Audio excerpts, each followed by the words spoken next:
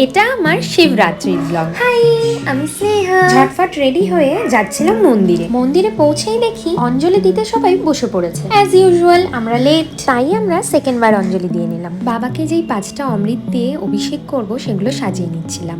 তারপরে ফার্স্ট প্রহরের জল দুধ ঢেলে নিলাম। তারপর আজকে উপোস করেছি বলে বাবার মাথায় জল ঢালার পর দিদি সাবু মাখছিল আর কাকিমা ফলগুলো কাটছিল। তারপর অল্প করে খেয়ে আবার মন্দিরের দিকে যাই, গিয়ে দেখি কীর্তন হচ্ছে। তারপর অ্যাজ ইউজুয়াল আমার গেস্টরা চলে এসছে, তাদেরকে বিস্কিট খাওয়ালাম। সবার সাথে গল্প করতে করতে দেখি সেকেন্ড প্রহরের সময় হয়ে গেছে, তাই আবার গিয়ে বাবার মাথায় দুধ ঢেলে আসলাম। তারপর আবার থার্ড প্রহরেরও জল ঢেলে নিলাম। তারপর ভালো করে প্রণাম করে তারপর বাইরে গিয়ে দেখি কাকিমারা, বাচ্চা কাচ্চা, পাড়ার অনেক কাকিমারা সবাই বসে গল্প করছে। আজকে আমাদের পুরনো বাড়িতেই থেকে গেলাম। এই দেখো কত আদর খাচ্ছি আমি। তোমরা তো এনাকে চেনোই, আমার সুন্দরী ঠাম্মা।